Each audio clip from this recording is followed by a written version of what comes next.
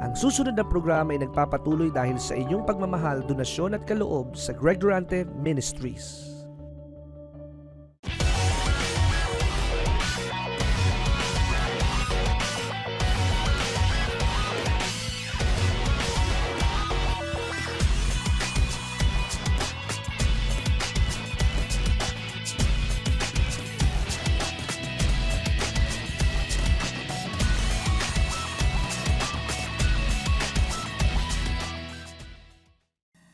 Glory. Ang Diyos ay napakabuti. At tuloy-tuloy na tayo po ay nasa pag-aaral sa kahalagahan ng salita ng Diyos. The Bible is not an option.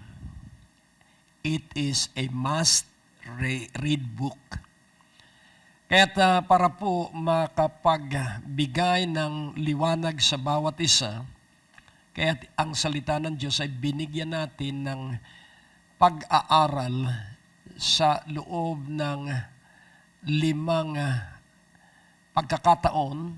At ang unang ating pag-aaral, don't live without the Word. Huwag mabuhay na walang salita ng Diyos bawat araw. At ang pangalawa, all things created by the Word. Ang lahat po ay nalikha sa pamamagitan ng salita. And then ang pangatlo, Word is seed, grows where it is planted. And then ang pangapat, all power is in the Word. And then ang panlima, ito po yung pinale. Live with power, doing the Word. Mabuhay na may kapangyarihan sa paggawa ng salita ng Diyos. Tayo po ay minsan pa ay manalangin. Banal na Espiritu, ang salita ay espiritual at ang bawat tao ay natural. At ikaw lamang ang may kakayahan na kami ay turuan, na kami ay payuhan, na kami ay sanayin sa salita ng Diyos at ito ay aming kinikilala at ito'y napakahalaga. Turuan mo nga ang lahat. Sa pangalan ni Jesus at ang bawat isa ay nagsabi ng Amen. So live with power, doing the Word. Sa James 1 verse 5.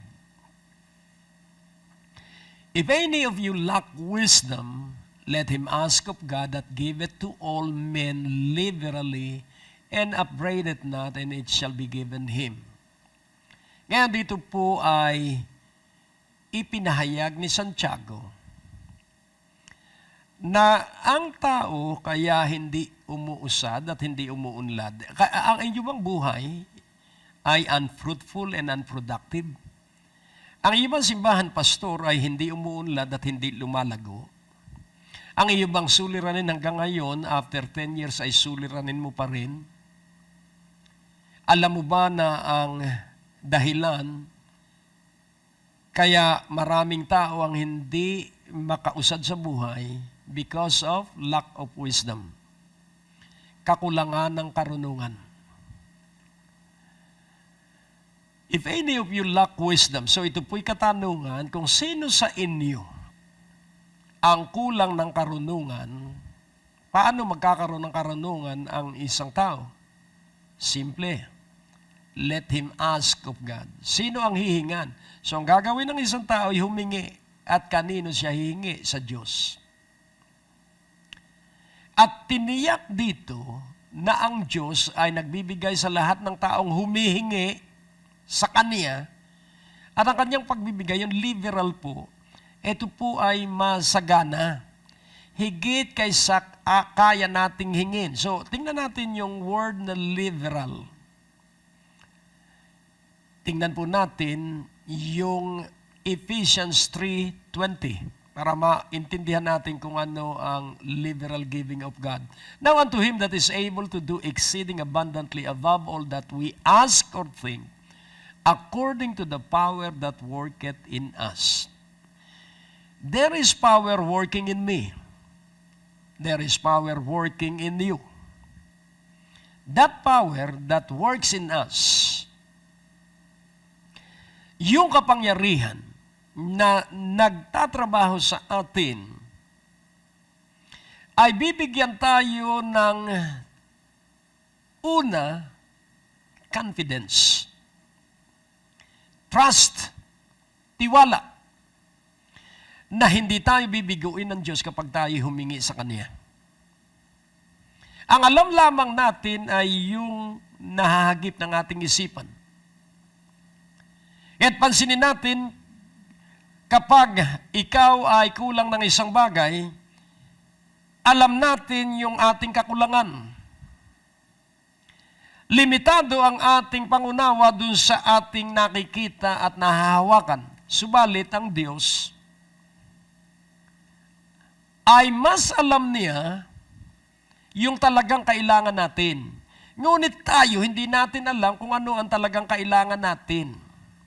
Dahil kung alam natin ang kailangan natin, wala na sana sa ating kabiguan, wala na sana sa ating nagkakasakit, kung alam natin ang tunay na kailangan natin. At dahil nga hindi natin alam ang tunay na kailangan natin at ito ay maliwanag na sinabi sa Romans 8:26. Likewise, the Spirit also helpeth our infirmities. For we know not what we should pray for as we ought, but the Spirit itself maketh intercession for us with groanings which cannot be uttered. Tayo po ay may kahinaan, yun pong infirmities ay mga kahinaan. Kaya kailangang tayo ay tumanggap ng tulong para ating malunasan ang ating mga kahinaan. Ano yung ating kahinaan? Number 1, we know not what we should pray as we ought. So hindi natin alam kung ano ang ating idadalangin, kung ano ang ating hihingin na dapat nating idinadalangit, hinihingi. Ang Espiritu ng Diyos lamang ang may alam nung talagang kailangan natin. Kaya ang buhay para maging matagumpay, kailangan ito po ay close fellowship, intense, intimate fellowship with the Holy Spirit. Kaya kailangan tayo ay mag-alab sa buhay na ating pakikipagniig sa banal na Espiritu, dahil ang banal na Espiritu lang ang may alam ng talagang kailangan natin at mismong tayo hindi natin alam ito. Kaya siya ay namamagitan sa atin. So, the Holy Spirit itself maketh intercession for us with groanings which cannot be uttered. So, tayo ay idinadalangin ng banal na Espiritu na maintindihan natin kung ano talaga yung ating kailangan. Ibalik natin sa James 1:5. If any of you lack wisdom, let him ask of God that giveth to all men liberally and upbraideth not, and it shall be given him. Sa James 3:17, dito ay liniwanag ang wisdom. But the wisdom that is from above is first pure, then peaceable, gentle, and easy to be entreated, full of mercy and good fruits, without partiality and without hypocrisy. Ating tingnan yung panghuli, without partiality, walang itinatangi, without hypocrisy, hindi nagpapaimbabaw. So itong karunungang galing sa langit ay unang-una ito'y dalisay. Ito'y mapayapa at ito ay magandang loob, gentle. At ito ay napakadaling pakiusapan. So ito po'y pag-uugali. Sapagkat ang karunungang galing sa langit ay puno at puspos ng awa at mabubuting bunga. Kaya kapag nasa atin po ang karunungang makalangit, hindi po tayo magtatangi at hindi po tayo magpapaimbabaw sapagkat kaya nating tulungan ang lahat ng tao. At laging tandaan mo po, hindi po material na bagay ang laging ating itutulong sapagkat ang tulong pong maganda ay ang panalangin. the best help that we can give to our fellow men is to pray for them, to intercede for them. Kaya nga, unawain nating mabuti, ang ating pag-unlad ay nasa buhay ng ating panalangin at ang ating kapangyarihan ay sa pamamagitan ng banal na Espiritu at ang panalangin natin batay sa salita ng Diyos. Hindi po tayo pwedeng humiwalay sa salita ng Diyos. As a 4:3 ng James, makikita natin kung bakit hindi tinutugon ang panalangin. You ask and receive not, because you ask amiss, that you may consume it upon your lust. Yun pong word na amiss ay without target. So, you ask not based on truths.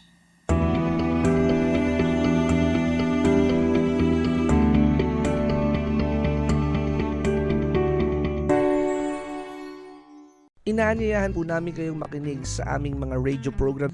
Kung kayo po ay nasa inyong mga tahanan, nasa trapiko, naglalakbay, ito po'y makakatulong sa inyong pagpapalago at pagpapaunlad ng inyong spiritual na pananampalataya Lunes hanggang Biyernes sa DWAD 1098 kHz AM band sa ganap na alas 6:30 ng umaga at alas 10 ng gabi. Asahan po natin na sa ating pakikinig, lalago at uunlad ang ating pananalig at pagsampalataya sa ating Panginoong Hesus.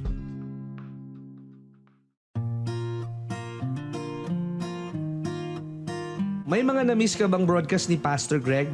Huwag malungkot, maaari mo na itong balikan sa pamamagitan ng pag-log on sa www.greggurante.com.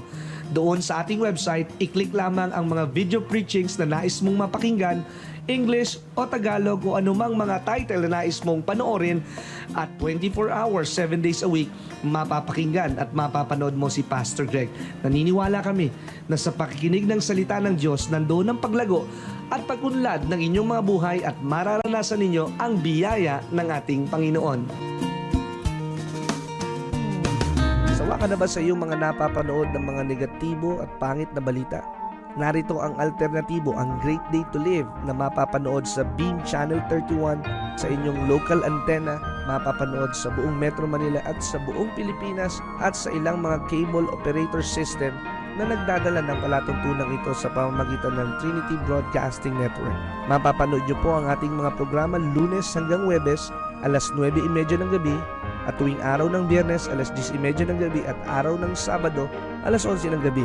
Maaari niyo rin po kaming mapanood sa Church Channel via satellite at ilang mga cable operator system sa buong Pilipinas at karatig bansa sa Asia, Lunes hanggang Sabado sa ganap na alas 12 ng hating gabi, alas 6 ng umaga, alas 12 ng tanghali at alas 6 ng gabi. Ating ipapahayag na si Jesus lamang ang tanging daan tungo sa buhay na walang hanggan at ang aming dala ay laging mabuting balita.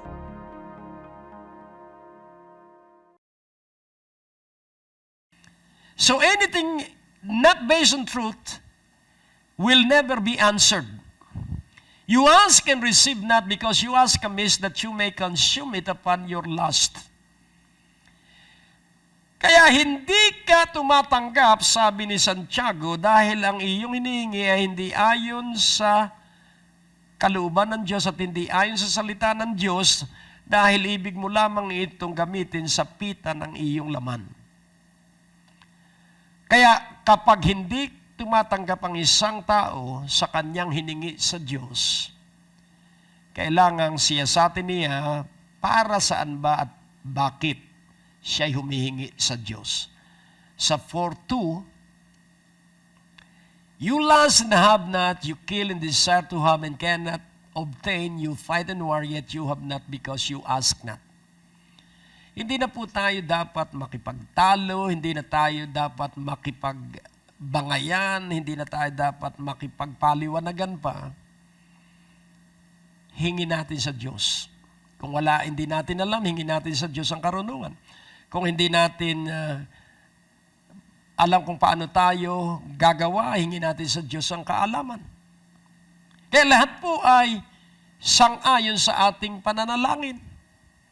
Kaya kilalanin natin ang Diyos at kilalanin natin ang ating sarili at tayo ay makipag-ibigan sa banal na Espiritu. Kaya sa James 1:8, Kailangan alisin mo ang double-mindedness. A double-minded man is unstable in all his ways. Atin pong pansinin, yung unstable, yun pong walang katatagan. Ang isang taong pabago-bago ang isip na hindi alam kung ano ang kanyang nais, hindi alam kung ano ang kanyang hihingin sa Diyos, siya ay mabuhay sa lahat ng kanyang desisyon.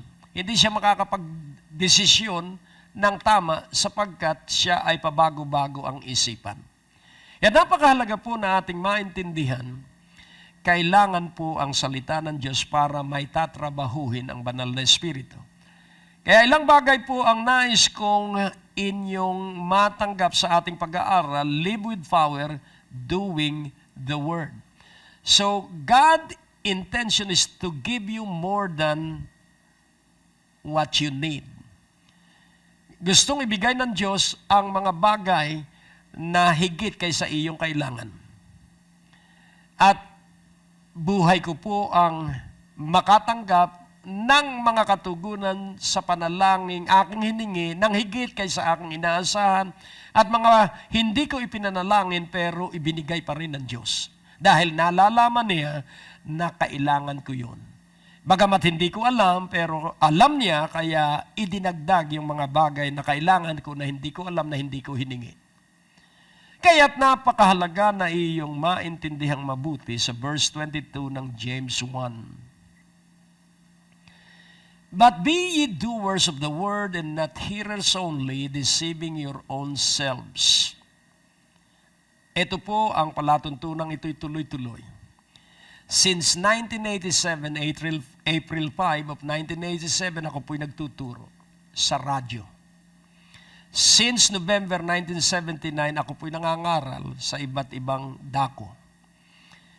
At sa iba't ibang panig ng daigdig, ako po'y humahayo para ipangaral ang salita ng Diyos. At bakit ako'y nakapagpatuloy at hanggang ngayon ako'y nagpapatuloy sa telebisyon at maging sa website? May kaibahan ba ako? Ang tanging alam ko, kapag ikay manggagawa ng salita ng Diyos at hindi tagapakinig lang, pagpapalain mo ang iyong sariling buhay. So, ang manggagawa ng salita ng Diyos ang mapagpapala, hindi yung nakikinig lang. Kaya ang payo ko sa iyo, kung ikay sumusubaybay sa palatuntunang ito, isagawa mo yung iyong naririnig dahil ito ay buhay na salita ng Diyos. Be ye doers of the word. Magi kang manggagawa ng salita, hindi tagapakinig lamang. Dahil kung ikay tagapakinig lamang, dahil wala ka lang magawa at nagpapaantok ka, dinadaya mo ang iyong sarili. Wag mo nang ilagay sa kawalang pagpapala ang iyong sarili, iyong pakinggang mabuti ang aking bawat pagtuturo at iyong laging pagpasyahan na ito ay sa buhay. Sa verse 23, for if any be a hearer of the word and not a doer, he is like unto a man beholding his natural face in a glass. Atin pong pansinin, sanay po tayo na manalamin. Kahit anong oras, maaaring pagkagising sa umaga, pagkapaligo, o di kaya ay bago pumasok ng opisina at maging pagdating sa opisina, at tayo po'y mahilig pag may nakaparadang sasakyan, tayo po ay titingin dun sa salamin ng sasakyan. At tayo interesadong makita natin ang ating sarili batay sa makikita natin sa salamin. So maliwanag po na ang salita ng Diyos ay parang ikaw ay humaharap sa salamin.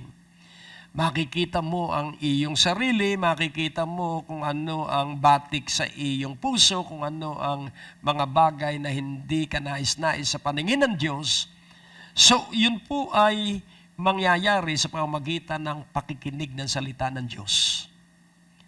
Subalit, pakinabangan natin ang salita ng Diyos sa pamamagitan ng pagsasagawa nito. Sa verse 24, for he beholdeth himself and go with his way, and straightway forget it what manner of man he was. So maliwanag po na kapag tayo'y bumabasa ng Biblia, kapag ikay nakaririnig ng pagtuturo ng salita ng Diyos, isisiwalat nito kung anong uri kang tao. So ang pag-aaral ng Biblia ay pagsisiwalat kung anong uri ka ng tao, what manner of man you are. Kaya nga kung atin pong unawain, magpatuloy tayo sa pag-aaral ng salita ng Diyos upang mailagay natin ang ating buong pagkatao sa tamang dapat pagkalagyan sa 2 Peter 1:5. 2 Peter 1:5, and beside this, giving all diligence, add to your faith virtue, and to virtue knowledge. So, atin pong unawain, sa kabila nito, ano po kaya yung tinutukoy dun sa beside this? Iurong natin po sandali sa verse 3. According as His divine power hath given unto us all things that pertain unto life and godliness, through the knowledge of Him that hath called us to glory and virtue. So atin pong pansinin, ibinigay sa atin ang lahat ng mga bagay na tumutukoy sa buhay at pagkamakadiyos. At ito ay ating natanggap dahil sa ating kaalaman sa pagkilala sa Kanya na tumawag sa atin para sa karangalan at mahusay na pag-ugali. Yun pong virtue ay right and morally strong. So, yun pong virtue ay morally right. Ang kanyang moral na buhay at pag-uugali ay tama sa harapan ng Diyos. At ito po ay kaloob ng Diyos sa iyo at sa akin. At sa verse 4, whereby are given unto us exceeding great and precious promises, that by this you might be partakers of the divine nature, having escaped the corruption that is in the world through lust. So, ang atin pong pag-aaral, so that you shall know that you are joint heirs with Jesus. Another truth is that you are partaker of His divine nature. Conformity to Jesus Christ, yun po ang layunin ng bawat pag-aaral. Makaanyo tayo ng Panginoong Hesukristo, makalarawan tayo ng Panginoong Hesukristo. At sa verse 5, ang atin pong pamumuhay ay dapat ay sa pananalig. Kaya, yung iyong pananalig ay dagdagan mo ng moral values. At yung iyong moral values ay kaalaman. Sa verse 6, and to knowledge, temperance, kung ikaw ay may alam, magi kang mapagpigil sa iyong sarili. At kung ikaw ay mapagpigil sa sarili, magi kang matiisin. At kung ikay matiisin, magi kang katulad ng Diyos sa pag-uugali. Sa verse 7, and to godliness, brotherly kindness, and to brotherly kindness, love. So atin pong unawain, ang layunin po ng ating pag-aaral ng salita ng Diyos para tayo po ay magkaroon ng pag-ibig at kabaitan sa isa't isa. At para po ito mangyari, ang salita ng Diyos ay napakahalaga. Ibalik po natin sa James 1:24. For he beholdeth himself and goeth his way, and straightway forgetteth what manner of man he was. So ang salita ng Diyos ay magsisiwalat kung anong uri tayo ng tao batay sa salitang ating pinag-aaralan.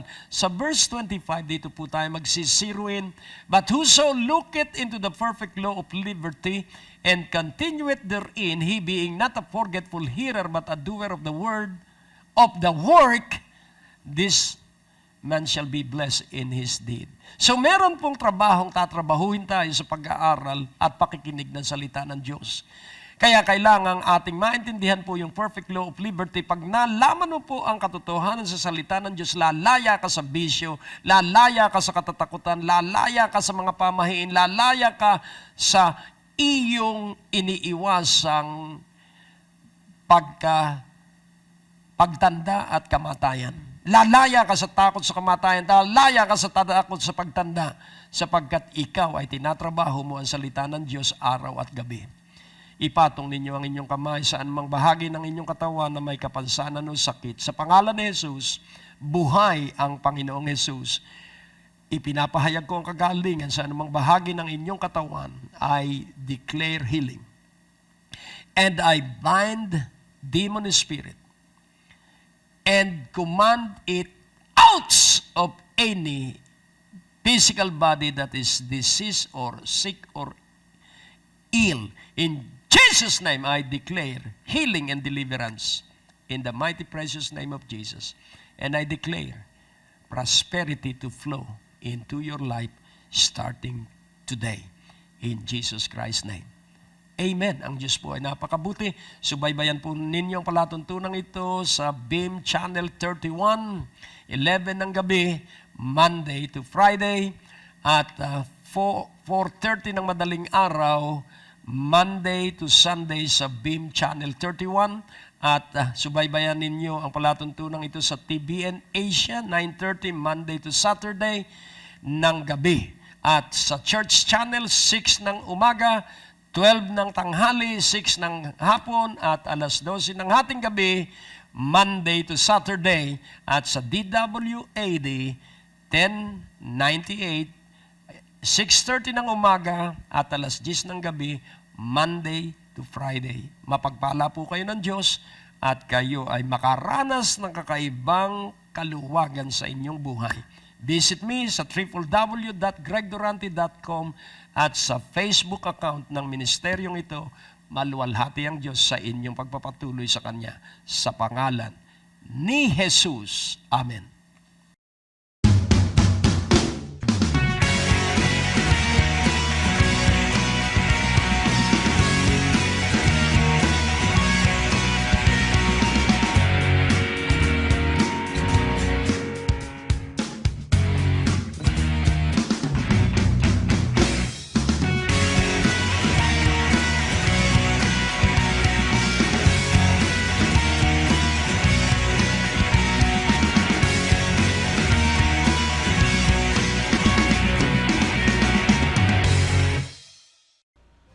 Maaari po kayong sumulat sa P.O. Box 4135 Manila, Philippines para po sa inyong mga prayer request at testimonies.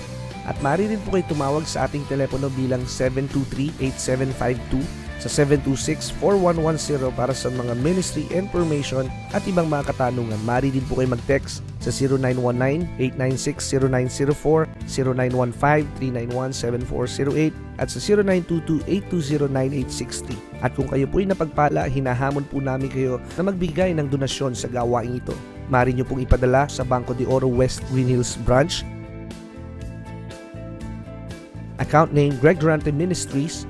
Account number 219-800-6784. Padala nyo lamang po ang mga deposit slips sa pamamagitan ng fax sa 726-4110 o sa ating email address sa bishopgregdurante@gmail.com.